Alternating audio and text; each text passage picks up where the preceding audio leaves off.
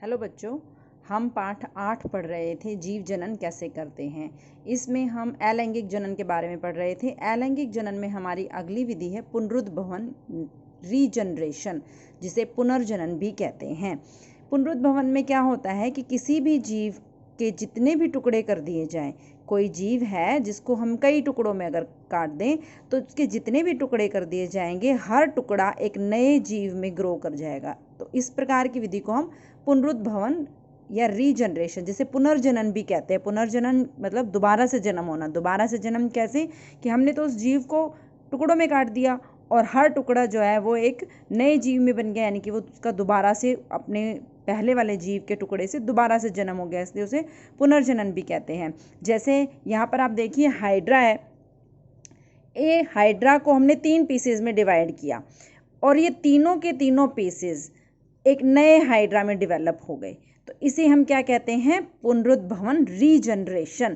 ठीक है, ये लोअर ऑर्गेनिजम्स में ही मिलता है, ये हमारे अंदर मनुष्यों में नहीं मिलता। बिल्ली, कुत्ता, बिल्ली जो हायर ऑर्गेनिजम्स हैं उनमें आपको देखने को नहीं मिलेगा। ऐसा तो नहीं होता ना कि भाई हमारा कोई अंग कट गया हो तो उससे कोई नया मनुष्य पैदा हो जाएगा।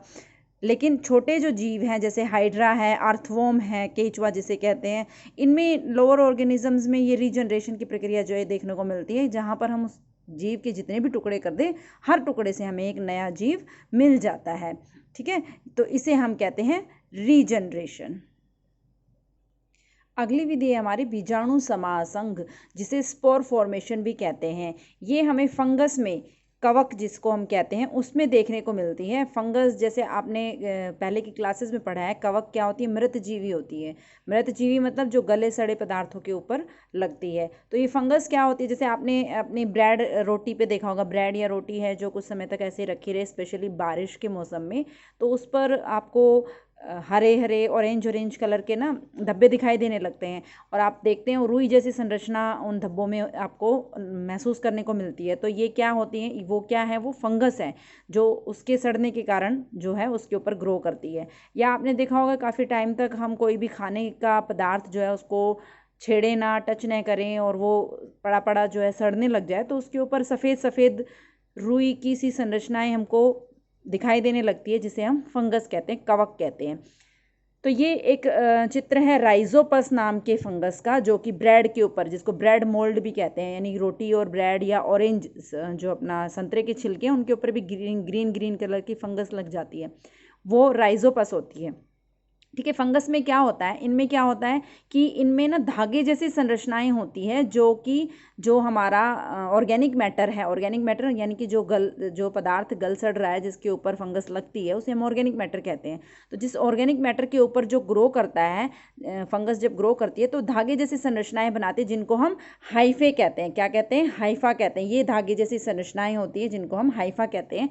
इन धागे जैसी संरचनाओं में जनन के लिए कुछ संरचनाएं ऊपर की ओर ग्रो करने लगती है और ऊपर की ओर ग्रो करके इनके ऊपर एक गोल संरचना बन जाती है, जिसे हम बीजाणुधानी कहते हैं। बीजाणुधानी, जिसे इंग्लिश में स्पोरेंजियम कहते हैं।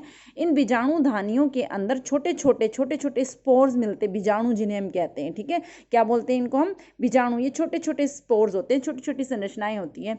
जब ये ग्रो हो जाते हैं और ये बीजाणुधानी बन जाती है, इनके अंदर बने हुए बीजाणु मैच्योर होने के बाद ये बीजाणुधानी जो है ये फट जाती है और जो बीजाणु है वो बाहर हवा में रिलीज कर दिए जाते हैं और जाकर ये हवा में मिल जाते हैं और हवा के साथ दूर दूर तक फैल जाते हैं। जैसे आपने देखा होगा कि बारिश के मौसम में या नमी वाले मौसम में हमारे जो भी पदार्थ हैं, जो भी ऑर्गेनिक मैटर है, जो भी गल सड़ रहा है हमारा खाने से संबंधित पदार्थ, उस पर अपने आप ही फंगस उग जाती है। फंगस कहाँ से आती है? उसके बीज कहाँ से आते हैं?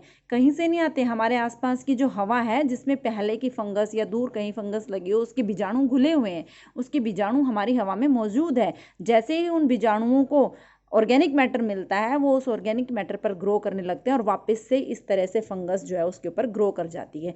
तो फंगस जो है वो किस प्रकार से जनन करती है? बीजाणु समासंग, स्पोर फॉर्मेशन के द्वारा। उसमें क्या होता है कि ये स्पोरेंजियम बनते हैं, बीजाणुधानी जिन्हें हम कहते हैं, जिनके अंदर स्पोर्स बनते हैं, बीजाणु बनते हैं और ये बीजाणु जो है ये हवा में छोड़ दिए जाते हैं और हवा के साथ ही दूर दूर तक फैल जाते हैं और हर एक स्पोर जहाँ पर भी जाता है, जिस भी ऑर्गेनिक मैटर पर गिरता है, हर एक स्पोर फिर से फंगस को बना देता है और वहाँ पर फंगस ग्रो करने लग जाती है। तो ये हमारे अलैंगिक जनन की अगली प्रक्रिया बीजाणु समासंग थी।